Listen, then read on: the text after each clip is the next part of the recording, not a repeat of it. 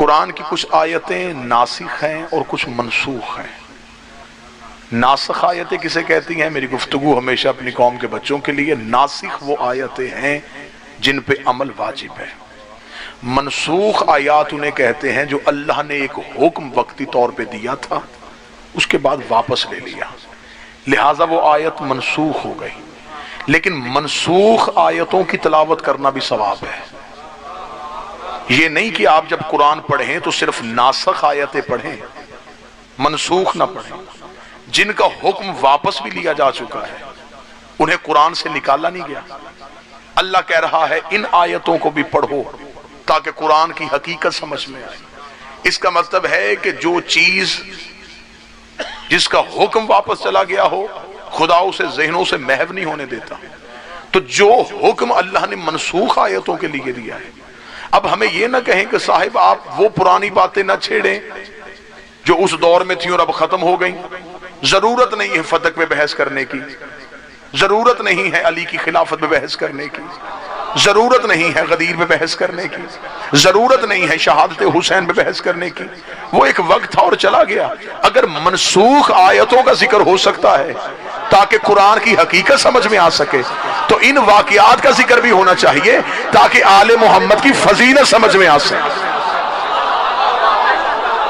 लिहाजा हम इन वाकयात से अपनी नजरें चुरा नहीं सकते।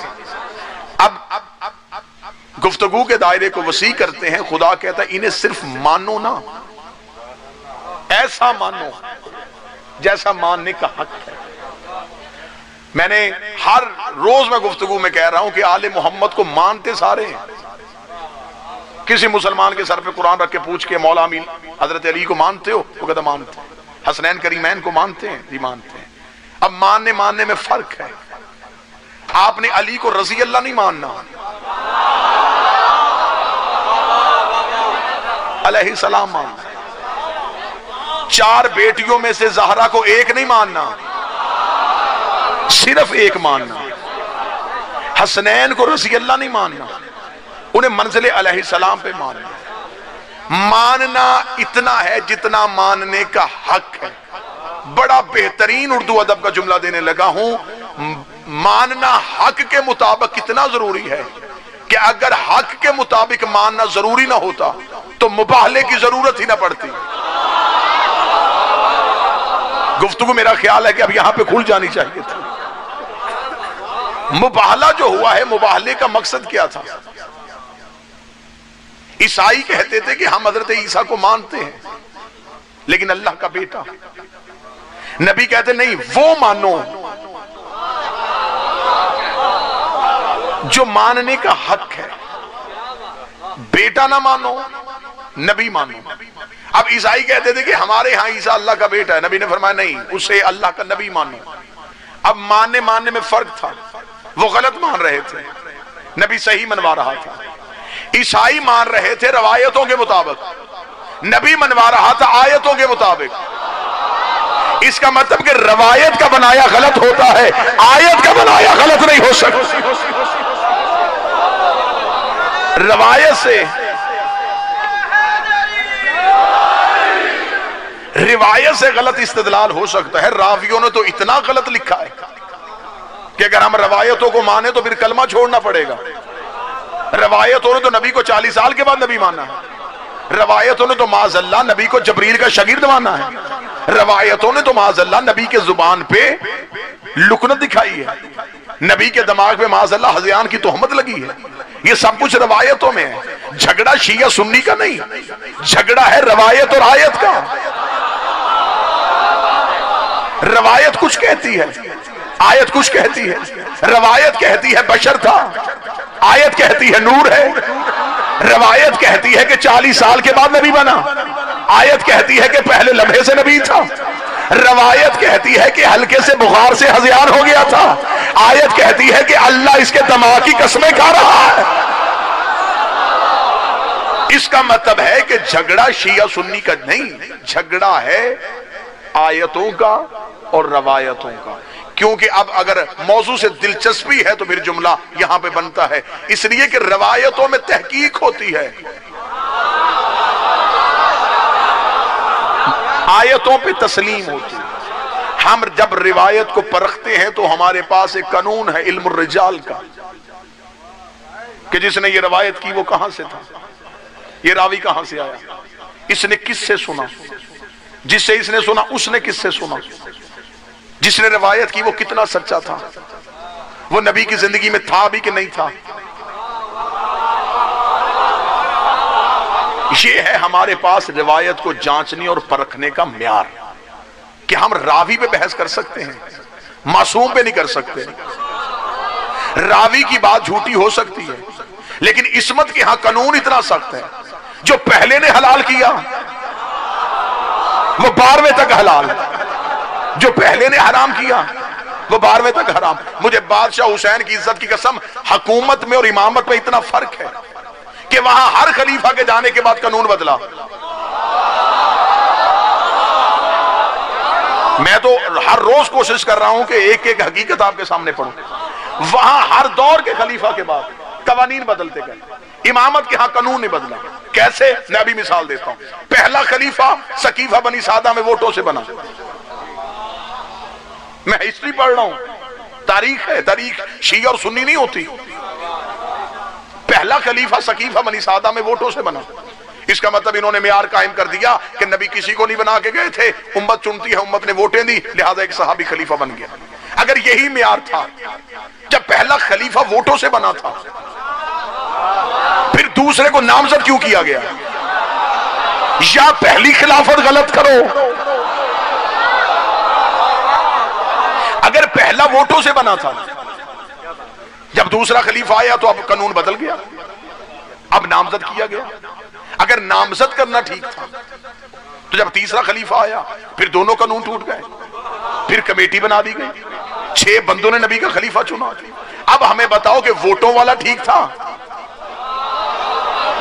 नामजद किया हुआ ठीक था, या कमेटी वाला ठीक था? अगर आप कहें कि खिलाफत के कानून बदले तो आपके यहां इमामत के बदले। मुझे बादशाह हुसैन की इज्जत की कसम, किसी इमाम के 18 भी बेटे थे, इमाम के जाने के बाद इमामत पे लड़ाई नहीं हुई। उन्हें पता था इमाम हमने नहीं बनाना, इमाम अल्लाह ने बनाना है। तो फिर बोल के मुझे बताओ, जब इमाम के बेटे इमाम नहीं बना सकते तो उम्मती इमाम कैसे बना सकते? इमाम के बेटे अपनी मर्जी से इमाम मुंतखब नहीं कर। हमारा पहला भी हुक्म कुरान से बना, दूसरा भी हुक्म कुरान से बना। आज लोगों को बड़ा शौक है सहाबा को अहले बैत के इमाम बनवाने का। अगर जुर्रत है तो सहाबी के नाम के साथ इमाम लिख के दिखा।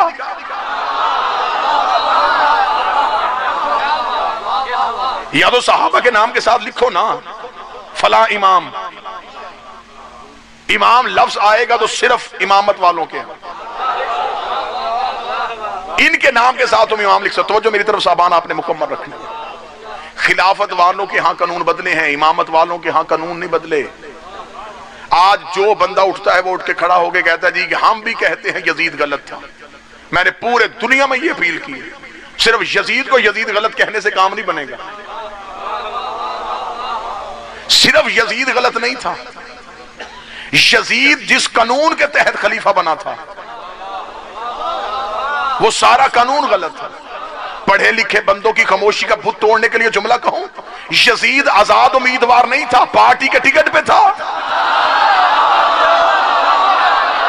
मुझे है साहबान तो वो जुमला कहूं, आखिर यजीद को किसी ना किसी ने नामजद किया था। आज जो बंदा उठता है वो कहता जी हम भी शियों के साथ हैं, यजीद गलत ना। मेरी जान, अकेला यजीद गलत नहीं। ये हम पे एहसान नहीं आपने करना कि आप कह दी हम भी तो इमाम हुसैन को सही कहते हैं। हुसैन सही कहने के लिए कई गलत कहने पड़ते हैं। अगर हुसैन सही कहना है तो सिर्फ हुसैन सही नहीं, हुसैन का सारा निजाम सही था। अगर यजीद गलत है तो सिर्फ यजीद गलत नहीं, यजीद का पूरा निजाम गलत था। हुसैन है इमामत का नुमाइंदा, यजीद है खिलाफत का नुमाइंदा। मैंने पूरी दुनिया में यह चैलेंज किया, पूरी दुनिया में चैलेंज किया। कोई मौलवी मुझे मेरी आंखों में आंखें डाल के अपनी तारीखी एतबार से यजीद की खिलाफत को गलत साबित करके दिखाए। यजीद की खिलाफत को सिर्फ शिया गलत साबित कर सकते। मैं जुमला तब्दील कर देता हूं। इमामत वाले उसकी खिलाफत को गलत कह सकते हैं, खिलाफत वाले उसकी खिलाफत को गलत नहीं कह सकते। बेदार करने के लिए जुमला तब्दील कर दूं, यजीद पे लानत करने के लिए अलीउन वलीउल्लाह पढ़ना जरूरी है। आप जब तक इमामत के दरवाजे पे नहीं आएंगे यजीद पे लानत नहीं कर सकते। आप यजीद पे लानत क्यों कर रहे हैं? पढ़े लिखे दौर है, अब अनपढ़ जमाना नहीं है। हमारी उंगलियों के नीचे कायनात की लाइब्रेरियां हैं। अपने बच्चों को जहालत के अंधेरों में नहीं, इल्म की रोशनी में लेके आओ।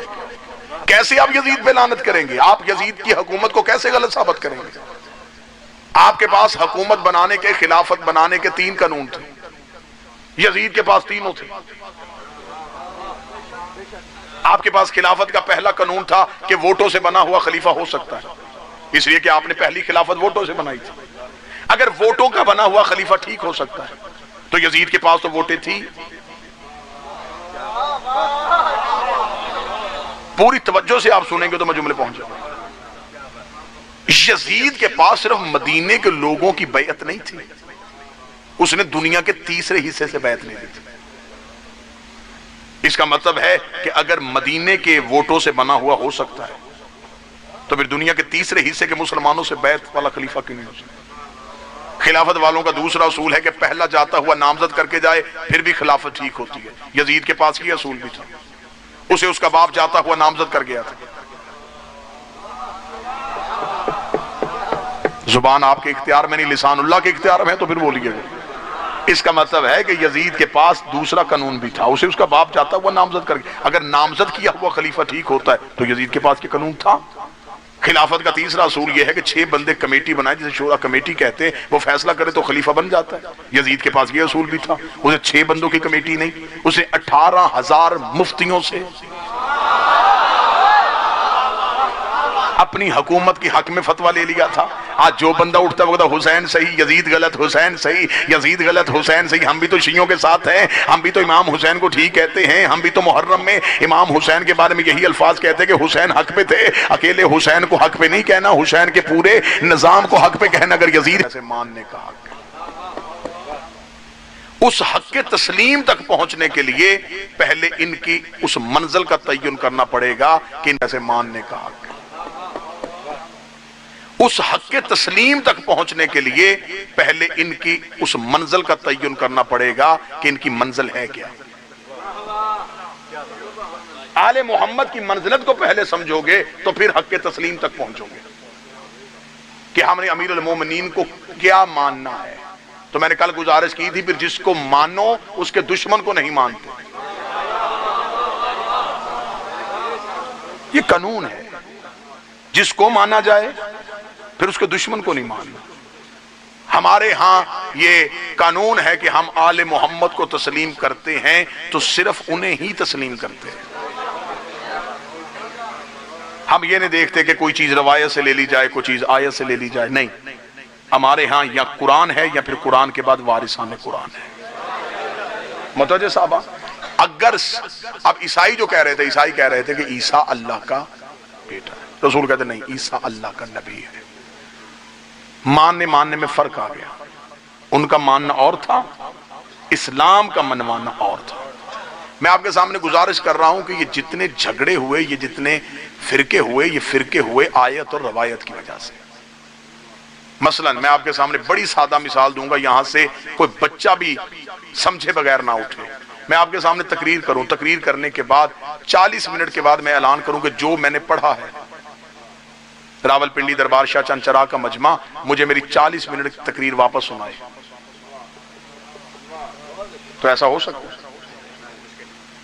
मैं अभी आपके सामने तकरीर करूं, अभी 40 मिनट के बाद ऐलान करूं, 1 घंटे के बाद ऐलान करूं कि 1 घंटे की तकरीर, इतना मजमा मुझे वापस सुनाए। फजल साहब बाबा जी, एक बंदा भी ऐसा नहीं जो मुझे मेरी तकरीर लफ्ज व लफ्ज वापस सुना सके। अभी मैंने की, अभी आपके जहनों से निकल गई। बड़ी आसान धीमे लहजे में बड़ा बेहतरीन नतीजा देने लगा हूं। मुझ जैसे तालिब इल्म की 1 घंटे की तकरीर इतने पढ़े लिखे बंदे फौरन भूल गए। नबी की 23 साल की तबलीग, चंद दिन पहले बुत छोड़ने वाले बंदों को याद कैसे हो सकता? अगर कोई बैठा हुआ है तो मेरा ख्याल नतीजा समझ। मेरी तकरीर भूली जा सकती है, मेरी तकरीर भूली जा सकती है। अब आप मुझ पे सवाल करें, जो तालिब इल्म है, जो स्टूडेंट्स बैठे हैं, कि फिर हम बताएं कि इस्लाम में इतने फिरके कहां से आ गए, इतने फिरके कहां से आ गए इस्लाम में। मैं बताता हूं। आज इत्तेहाद बैनुल मुस्लिमीन की खातिर मौलवी कहते देखे जी हम एक हो जाना चाहिए, हम मुसलमानों को, हमारा अल्लाह एक है, हमारा नबी एक है, हमारी किताब एक है, हमारा काबा एक है, हम एक क्यों नहीं है। बड़ा अच्छा नारा है, इस नारे में बड़ा अच्छा दम है, लोगों को मुतवज्जे करने के लिए बहुत अच्छा साइन है। कह देना चाहिए कि हमारा अल्लाह एक है, हमारा नबी एक है, हमारी किताब एक है, हमारा किबला एक है, हम एक क्यों नहीं है। मैं दरबार शाह चंद चिराग में बताता हूं कि हम एक क्यों नहीं है। हमारा अल्लाह एक है, नबी एक है, किताब एक है, इमाम एक नहीं है। तुम्हें किसी जाहिल ने कहा कि झगड़ा अल्लाह पे है? तुम्हें किसी जाहिल ने कहा कि झगड़ा नबी पे है? किसने कहा है कि झगड़ा कुरान पे है, झगड़ा इमाम पे है? हम कहते हैं कि तहकीक वालों को ना मानो, तस्लीम वालों को मानो। झगड़ा जो है, झगड़ा है इमाम पे। अब देखें, हम 1400 साल के बाद पैदा हुए तो इसमें हमारा कसूर है? हमारा कसूर तो नहीं है ना, हमें अल्लाह ने 1400 साल के बाद पैदा किया। अब हमें इस्लाम को लेना है। कौन सा इस्लाम? जो 1400 साल पहले था, जिस दौर में मीडिया नहीं था, जिस दौर की कोई चीज अब महफूज नहीं थी। अब हमें उस इस्लाम के साथ अपने ताल्लुक को जोड़ना है। दरमियान में सफर बहुत ज्यादा है, गैप बहुत लंबा है, छोटा गैप भी नहीं, 1400 साल। हमने अपनी जिंदगियों को मरबूत करना है उस सिस्टम के साथ जो आज से 1400 साल पहले, 1450 साल पहले अरब के एक शहर मक्का में एक सिस्टम जो इस्लाम का दिया गया था, हमें खुद को उसके साथ मजबूत करना है। कैसे करें? अब ये है सवाल। मुतवज्जे हैं गुफ्तगू पे? मौजू पसंद है सरकार के? नहीं। हमने अपने आप को उससे मजबूत करना है, तो हम कैसे करें? अब हमने कुरान को खोला। अब बंदे कहते जी देखें, कुरान तो उस दौर में भी था, आज भी है, कुरान तो जिंदा मौजूद है ना। तो मेरी जान, कुरान सिर्फ हुक्म बताता है, अमल नहीं बताता। ये तो किसी फरसूदा ने कहा था कि ये काफी है।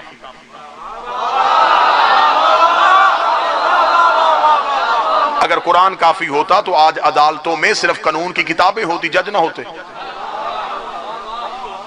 क्लासरूम में सिर्फ किताबें होती, टीचर्स ना होते। किताब तब तक काफी नहीं होती जब तक किताब समझाने वाला साथ ना हो।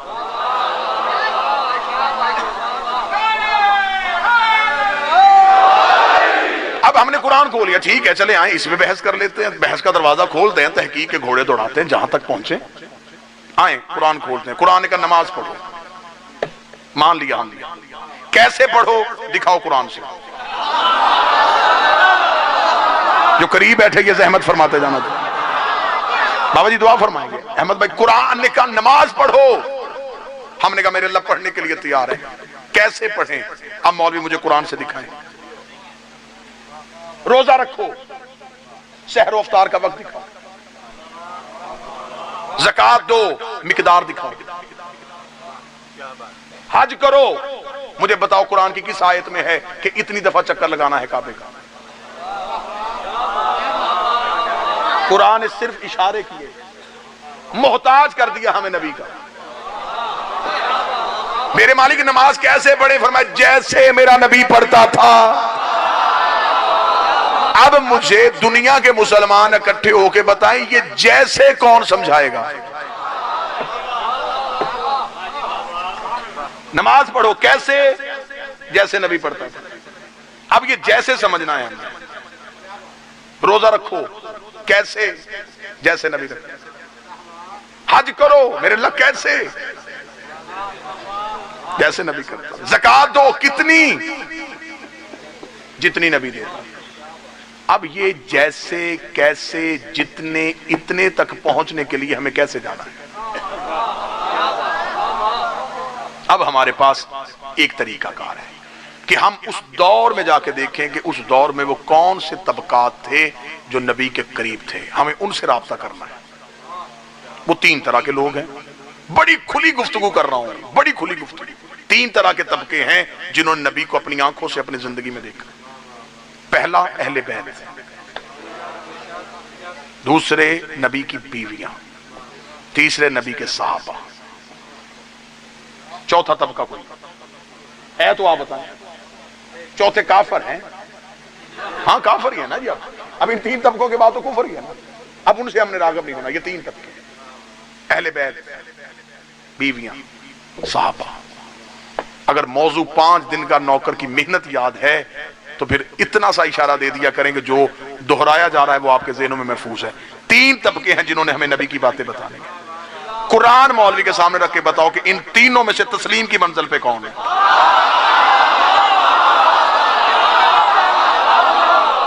अगर गुफ्तगू का रब्त जिंदा है, इनमें से तस्लीम की मंजिल पे कौन? सहाबी तहकीक की मंजिल पे, नबी की बीवियां बात पे तहकीक हो सकती है, तस्लीम की मंजिल पे सिर्फ अहले बैत। 73 फिरके हैं उम्मत मुसलमान के, सिर्फ एक मकतब तशय्यो है जिन्होंने दीन सिर्फ अहले बैत से लिया। बाकी 71-72 तबके आज तक हमसे लड़ रहे हैं। लड़ाई की वजह यह है कि तुम सिर्फ अहले बैत से क्यों पूछते हो। अगर हम सहाबा की तरफ मतवज्जा नहीं होते तो वो कहते ये दुश्मनी कर रहे हैं, उनसे नफरत करते हैं, उनसे क्यों नहीं पूछते। आप सहाबा को भी नहीं मानते, आप अहले बैत को मानते हैं सिर्फ, आप बीवियों को क्यों नहीं मानते। अब अगला नुक्ता फिर आपके अज़हान को जगाने के लिए, हम सहाबा को भी मानते हैं, अहले बैत को भी मानते हैं, अज़वाज को भी मानते हैं, लेकिन तीनों तबकों के मानने में फर्क है। सहाबा को और नबी की बीवियों को सिर्फ मानते हैं, अहले बैत को वो मानते हैं जो मानने का हक है।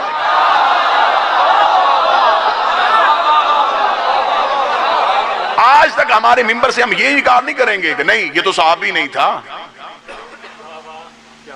ये तो नबी की महफिल में था ही नहीं, ये गलत कह रहे। नहीं, हम कहते ठीक है बैठे थे सहाबी, नबी की बीवी, हम कहते हैं हाँ रिश्ता इज़वाज में मुंसलिक थे, लेकिन हम इन्हें मानेंगे बतौर रिश्ता।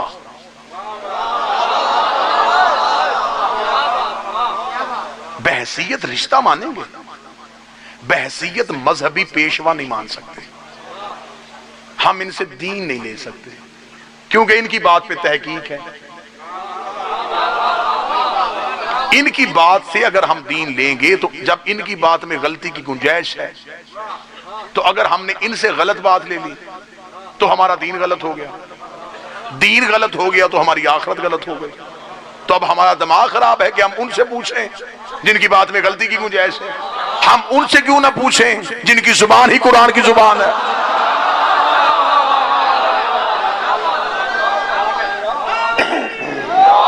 इससे आगे चले जाते हैं जी, इससे आगे चले जाते हैं, बात को आसान कर लेते हैं।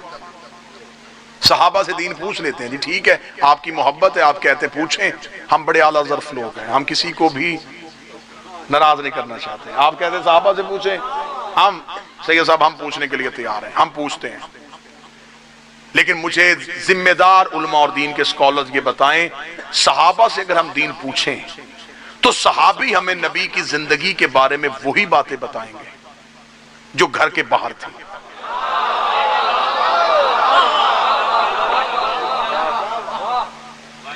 क्योंकि सहाबा घर के बाहर की बातें बता सकते हैं, हदीसें बता देंगे, खुतबे बता देंगे, ठीक है जैसे भी हैं, कोई गुंजाइश भी है गलती की, ठीक है मान लेते जी, फिर भी मान लेंगे, लेकिन घर वाली हदीसें नहीं, बाहर वाली। घर वाली हदीसें कौन बताएगा।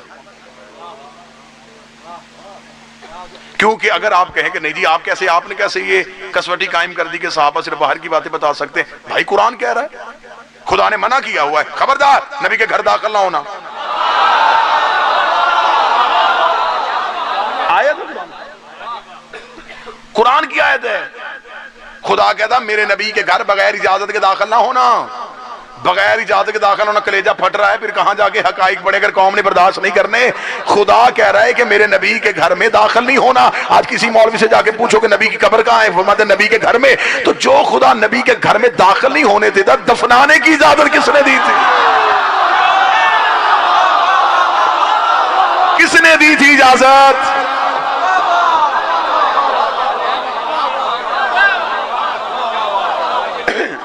जो खुदा दाखिल नहीं होने दे रहा, बाबा जी जो अल्लाह नबी के घर में दाखिल नहीं होने दे रहा, आप हमें बता दें कि इजाजत दी थी नबी ने, इजाजतनामा दिखाएं,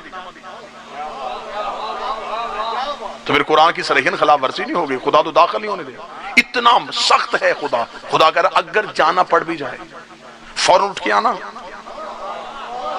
ज्यादा देर वहां बैठना ना। अगर नबी खाने पे बुलाए उसके घर के बर्तनों को भी नजर उठा के ना देखना।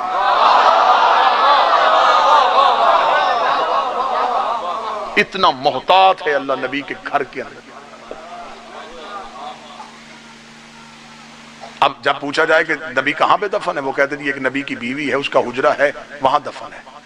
अच्छा, हुजरा बीवी की मलकियत हो गया, जगीर ज़हरा की मलकियत नहीं हुई। कहां लेके जाए फिर इन हकायक को? आपने नहीं सुने तो फिर कौन कौम सुनेगी?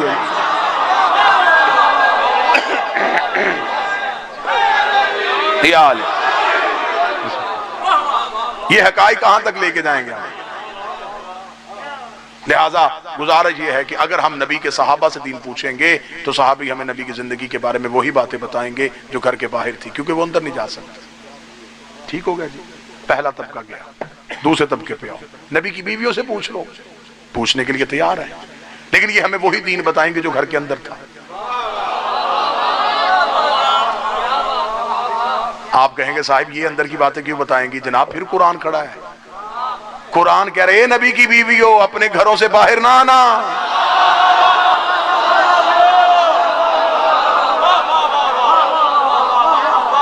कुरान क्या है? सहाबा को अंदर नहीं जाने दे रहा, बीवियों को बाहर नहीं आने दे रहा। अल्लाह ने कैसा मजबूर किया है उम्मत को। सहाबी अंदर नहीं जा सकते, नबी की बीवियां बाहर नहीं आ सकती। दुख यही है, दुख यही है। हमारी 1400 साल से यही लड़ाई है। हम इसी हकीकत पे खड़े हैं, हम अपना स्टैंड छोड़ने के लिए तैयार नहीं, हम इसी जगह पे खड़े हैं। जिन्हें अंदर आने की इजाजत नहीं थी वो जबरदस्ती क्यों आए, और जिसे बाहर जाने की इजाजत नहीं थी वो मैदान में कैसे चले? हमारा मौक़िफ़ गलत है तो हमें रोको। कुरान की सरीहन खिलाफवर्जी।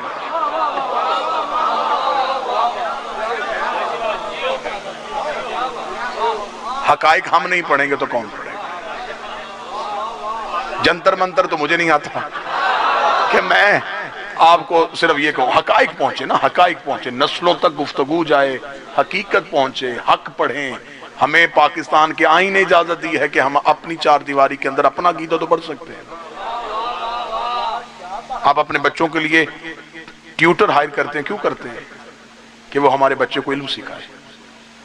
हम अपनी जान हथेली पे रख के क्यों आते हैं? ताकि अपनी अगली नस्ल तक अकीदा पहुंचाए। अगर हम मसलहत की खातिर खामोश हो गए तो आइंदा नस्लें गूंगी पैदा हो जाएंगी।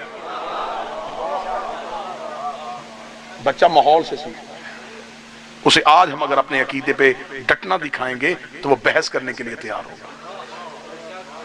ठीक हो गया जी? कोई किसी पे गालम गलोच से नहीं हो रही, हम तो बिल्कुल दलील से बात करते हैं। गाली गोली वहां होती है जहां इल्म ना हो। जाहिल की निशानी होती है कि वो लड़ने पे तब आता है जब उसके पास दलीलें खत्म हो जाती हैं। हमारे पास दलाइल हैं, हम बहस करने के लिए तैयार हैं। सहाबी जा नहीं सकते अंदर, नबी की बीवियां बाहर नहीं आ सकती। घर में बैठ के बात करनी है तो मोहब्बत से कर लेते हैं, किसी अदालत में जाना है तो बहस कर लेते हैं, मुनाजरा करना है तो हम मुनाजरा करने के लिए तैयार हैं। अल्लाह की अदालत में तक हर एक अदालत में हम मनवाने के लिए तैयार हैं कि हम दीन सहाबा से इसलिए नहीं ले रहे कि सहाबी घर के अंदर नहीं जा सकते, बीवियां घर के बाहर नहीं आ रही। मजबूरी हमारी अहले बैत इसलिए बन गए हैं कि नबी घर में होते थे, ये गोद में होते थे, नबी मस्जिद में होते थे, ये पुष्ट पे होते थे, नबी बाजार में होते थे, ये कांटों पे होते थे।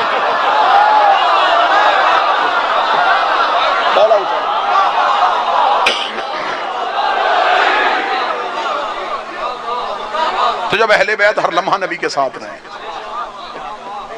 ठीक हो गया जी?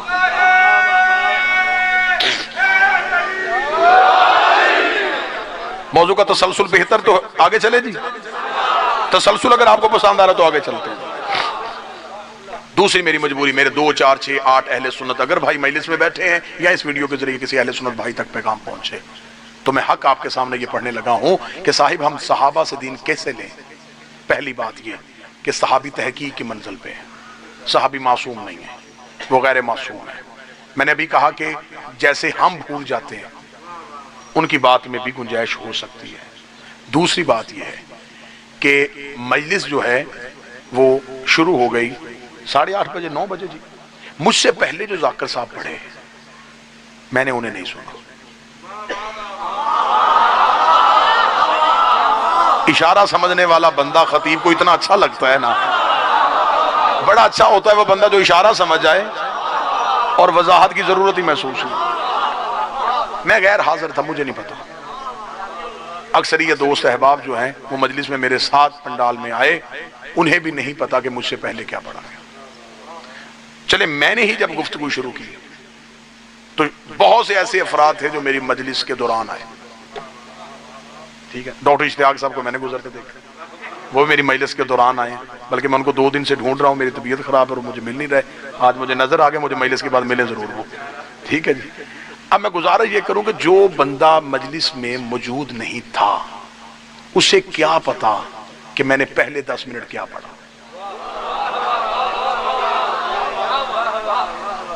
अब एक बंदा उस बंदे को लेके खड़ा होकर जनाब तू मुझे बता उन्होंने क्या पढ़ा, तो वो वहां से तकरीर शुरू करेगा जहां से वो मजलिस में आया था।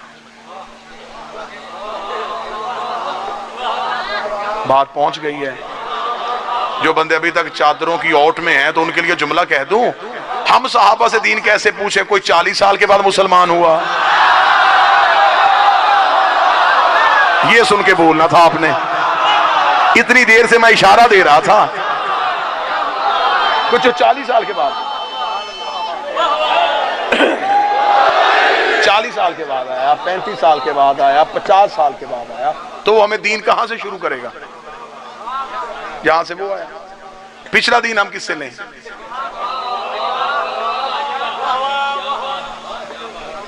भाई जब वो मुसलमान उसके बाद वो दीन बताएगा ना। उससे पहले जितनी हदीसें थी, जितने अल्लाह के हुक्म आए थे, उनकी तशरीह कौन करेगा? अब यहां हाथ रख के पूछ रहे तो यहां हाथ रख ले, पूछ ले, मिन्नत करके पूछ रहे तो मिन्नत करके पूछ ले। जवाब हमारा यही है, हम दीन अहले बैत से इसलिए लेते हैं, हम अली से बाद रसूल दीन इसलिए लेते हैं कि अली ने आंख खोली तो नबी की गोद थी, नबी ने आंख बंद की तो अली की गोद थी। ये हर लम्हा नबी के साथ रहे। मौला